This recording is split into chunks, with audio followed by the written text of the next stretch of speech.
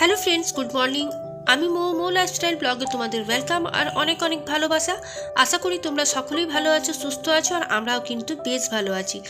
আজ হলো মঙ্গলবার আর এখন বাজছে সকাল 8টা। এখন থেকেই তোমাদেরকে সাথে নিয়ে আমি আমার ব্লগটা শুরু করলাম। আশা করি আজকের ব্লগটা তোমাদের কিছুটা হলেও ভালো লাগবে। আর যদি ভালো লাগে অবশ্যই একটা লাইক, কমেন্ট, শেয়ার, আর নতুন হলে চ্যানেলটাকে সাবস্ক্রাইব করে আমার পাশে থেকো। আজকে কাজের চাপটা অনেকটাই কম আছে অন্যান্য দিনের তুলনায়।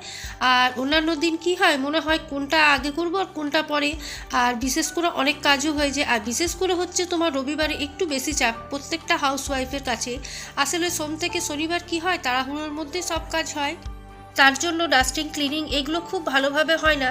আর রবিবারে কী হয়, ছেলেও বাড়িতে থাকে, হাজব্যান্ডও বাড়িতে থাকে, তো অনেকটাই হাতে সময় পাওয়া যায়। তার সপ্তাহের যে ডিপ ক্লিনটা সেটা রবিবারেই কিন্তু ভালোভাবে হয়। আর এমনি তো প্রত্যেক দিন হালকা হাতে যেটা করার সেটা আমরা করেই থাকি অল্প অল্প করে, তো সেটাই এখন করে নিচ্ছি আমি। ডিপ ক্লিনিংয়ের ব্যাপারটা যখন আসে তখন কিন্তু হাতে অনেকটাই সময় লাগে। তাই সময় না নিয়ে কোনো কাজ করা আর তাড়াহুড়োতে করলে সেটা কিন্তু পরিষ্কারভাবে করাও যায় না, তাই না? তো তাই সময় নিয়ে আমি সানডে বা স্যাটারডে এই দুটো দিনের মধ্যে একটা দিন বেছে নিই ডিপ ক্লিন করার জন্য। আর বাকি দিন যেরকম হালকা, যেমন আজকে যেটা করছি হালকা হাতে একটু ডাস্টিং ক্লিন করে নেওয়া, সেটাই। আগে কি ছিল, হাউস হেল্পার ছিল, তখন কোনো বিশেষ চাপ ছিল না, কারণ তখন রান্নাটাই করতে হতো। আসলে যে দিদি আগে আমার কাজ করতো সে না নিজের মতন করেই করতো বলে আর সেরকম কাজের অসুবিধা হতো না, প্রত্যেকটা কাজ কিন্তু সুন্দরভাবে গুছিয়ে করে দিত। আর এখন কোনো হাউস হেল্পার সেরকম মনের মতন পাচ্ছি না বলে এখন কিন্তু আমি কাউকেই রাখিনি। আমি এখন নিজের কাজটা নিজেই করি, আর কাজ করতে করতে সময়টা যে কখন পেরিয়ে যায় আমি নিজেও বুঝতে পারি না। আর হাউস হেল্পারদের কাজ যদি তোমার পরিষ্কার পরিচ্ছন্ন না হয় তাহলে কিন্তু একদম রাখতে ইচ্ছে করে না। তো ঠিক আমি একটু খুঁতখুঁতে টাইপের, আমার যদি কাজ না মনের মতন হয় তাহলে কিন্তু আমি হাউস হেল্পার রাখি না। তো যে দিদি ছিল তার তো বললামই, গত 1 বছর ধরে এখন আমার বাড়িতে আর কাজ করে না। আমার বাড়ি কেন, কারো বাড়িতেই করে না, যেহেতু ওর শরীরটা খারাপ সেই জন্যে। তো যখন আবার করবো তখন তাকেই বলেছি রাখবো, তাছাড়া আমি এখন আর কাউকেই রাখছি না। আর এখন যেটুকু কাজ করি আমি কিন্তু নিজেই করি, তোমরা দেখতেই পাও প্রত্যেক দিন। তো এখন দেখো মোটামুটি তোমাদের সাথে কথা বলতে বলতে আমি আমার বেডটাকেও পরিষ্কার করে নিচ্ছি।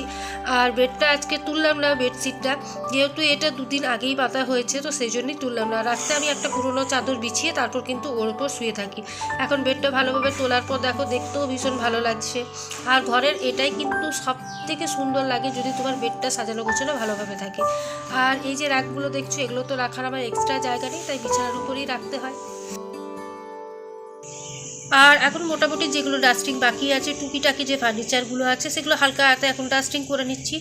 আর দেখবে ঘরের সব থেকে যেটা কঠিন কাজ লাগে সেটা হলো ঝাড় দেওয়া, তারপর মোছা, আর তারপর বাসন ধোয়া। এগুলো কিন্তু সব থেকে ঘরের কঠিন কাজ, আর এগুলোর জন্যই কিন্তু আমরা হাউস হেল্পার রেখে থাকি। কিন্তু তুমি যখন নিজে নিজে করতে অভ্যাস হয়ে যাবে না, দেখবে এই কাজগুলো সেরকম কিন্তু আর মনে হয় না। কারণ কি বলো তো, ওই যে একভাবে এক রুটিন আমরা ফলো করে চলি আর কাজগুলো প্রত্যেক দিন নিয়মভাবে করে চলি বলে কিন্তু আমরা অভ্যাসে পরিণত হয়, সেজন্য কিন্তু আর কাজগুলো সেরকমভাবে আর গাঢ় লাগে না। তো আমার ক্ষেত্রেও তাই হয়েছে, 1 বছর ধরে আমি নিজের হাতে সমস্ত কাজ করে আসছি আর রুটিন অনুযায়ী করে থাকি, যে আজ এটা করবো, কাল ওটা করবো, আগের দিন রাত্রেই আমি ভেবে নিই। তো তাই আমার কাছে কিন্তু কাজগুলো অনেকটাই হালকা হয়ে যায়। একমাত্র শরীর খারাপের ক্ষেত্রে সেটা একটা আলাদা। আর দেখো এদিকে কাপড়গুলো কালকের থেকে আর উঠিয়ে রাখা হয়নি, তো এখন এগুলো জায়গা মতো গুছিয়ে রেখে দেবো। আর প্রত্যেকটা ঘর দেখতেই পেলে এলোমেলো হয়েছিল, সেগুলো কিন্তু আমি স্টেপ বাই স্টেপ প্রত্যেকটাকে পরিষ্কার করে নিচ্ছি আর জায়গার জিনিস কিন্তু জায়গাতে আমি গুছিয়ে রেখে দিচ্ছি।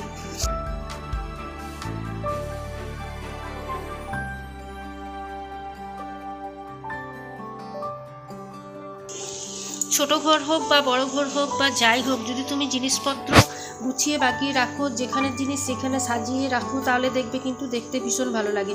তার জন্য যে তোমাকে দামি দামি ফার্নিচার কিনে তার মধ্যে রাখতে হবে এর কোনো মানে নেই। তোমার কাছে যেটুকু আছে সেই জিনিসটাকেই যদি গুছিয়ে বাগিয়ে রাখো তাহলেও কিন্তু দেখতে ভালো লাগে। আমার বাড়িতে এমন কিছু জিনিস নেই যেগুলো খুব এক্সপেন্সিভ, কিচ্ছু নেই, মোটামুটি যা আছে সেটা তোমরা দেখতেই পাও। আর এখন দেখো কাপড়গুলো গুছিয়ে জায়গা মতন তুলে রেখে দিলাম, আর এখন চলে এলাম ডাইনিং টেবিলটাকে পরিষ্কার করতে। তো ডাইনিং টেবিলটাতে কিছুক্ষণ আগে তোমাদের দাদাভাই খাওয়া দাওয়া করে গেল, আর আমাদেরও এর মধ্যে কিন্তু জলখাবারটা খাওয়া হয়ে গেছে। তো এখন আমি ডাইনিং টেবিলটাকে ভালোভাবে একবার শুকনো কাপড় দিয়ে মুছে নিলাম, তারপর এখন কলিন দিয়ে মুছে নিচ্ছি। এখন চলে এলাম এই তোমাদের দাদাভাই আর ছেলের ওয়ার্ড্রপটা বেশ অগোছালো হয়ে আছে অনেক দিন ধরেই, সেটা আজ একটু ভালোভাবে গুছিয়ে নেব।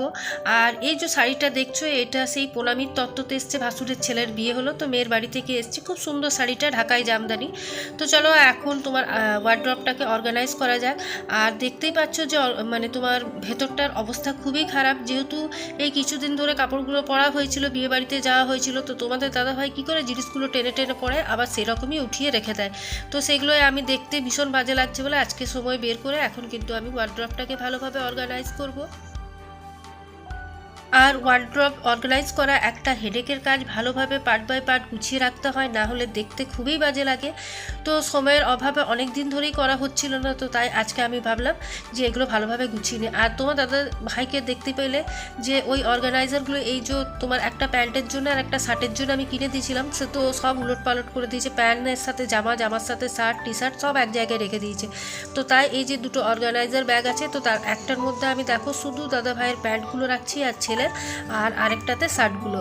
তো ভালোভাবে অর্গানাইজ করলে কিন্তু আলমারি দেখতে ভীষণ ভালো লাগে।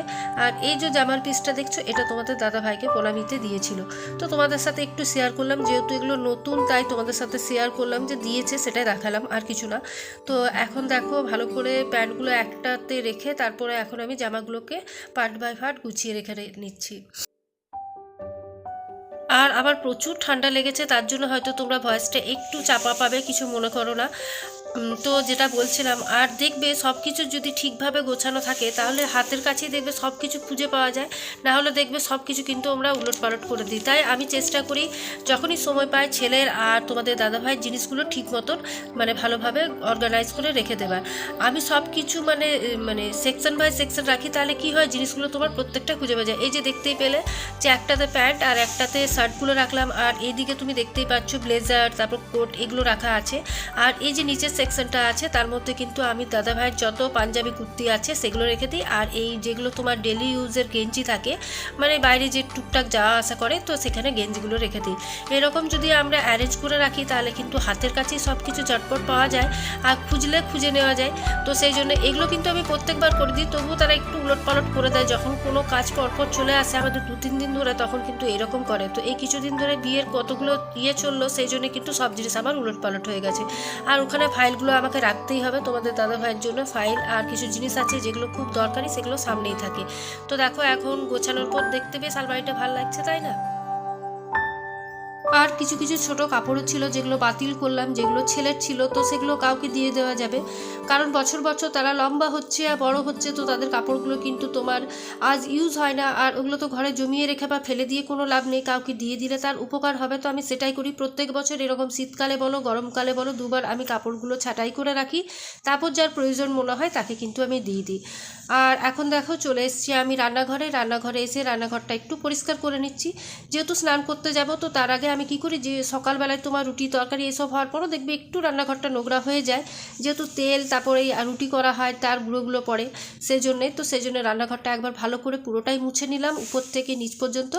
আর তোমাদের দাদাভাই আজকে সকালবেলায় সবজি টেনে দিয়েছে ওই সামনের দোকান থেকে, যেখান থেকে আমি নিই।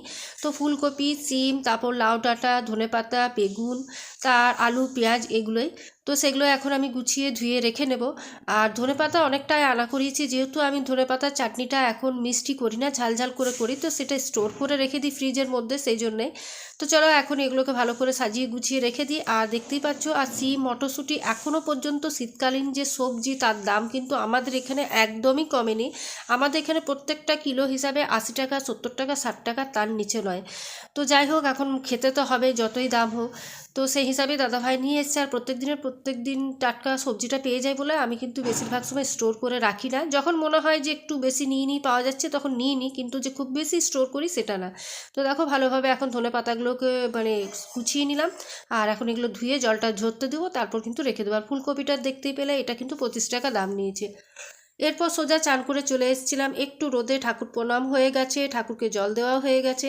আর এখন ছাদে এসে একটু চুলটা শুকিয়ে নেবো, এই যে 10 মিনিট সময় পায় সেটা একটু ছাদে দাঁড়ায়। যেদিন দেরি করে চান করি সেদিন তোমার আলাদা ব্যাপার, সেদিন দেরি করে হয়তো 12টা, 12:30টায় স্নান করলে তখন বাইরে উঠোনে দাঁড়ায়। আর আজকে যেহেতু 10টার মধ্যে স্নান করে ফেলেছি, অনেক দিন ধরেই মাথাটা ধুবো করছিলাম, ধোয়া হচ্ছিল না, তার জন্যেই তোমার ধুয়ে পর ছাদে চলে এসেছিলাম।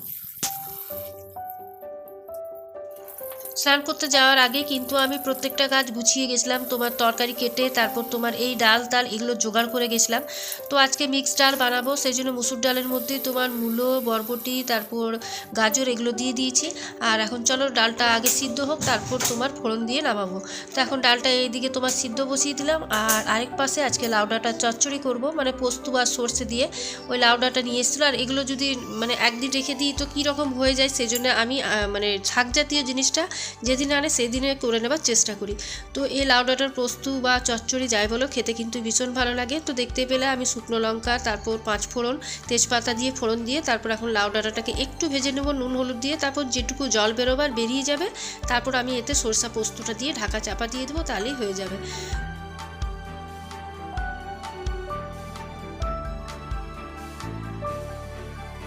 দেখো 8টার থেকে কাজ শুরু করেছিলাম, কিন্তু তবুও কিন্তু আমার 11টা থেকে 11:30টার মধ্যে সমস্ত কাজ কমপ্লিট হয়ে গেছিলো। তো তোমাদের কাছে ছোট্ট করে শেয়ার করি আজকে কী কী রান্না করেছিলাম। ভেজ ডাল, ডাঁটা চচ্চড়ি, পনির চিলি আর ডিম ভাজা। তো চলো আজকের ভিডিওটা এখানেই শেষ করছি, কালকে আবার একটা নিউ ব্লগ নিয়ে দেখা হবে। আজকের মতন এইটুকুই, টাটা।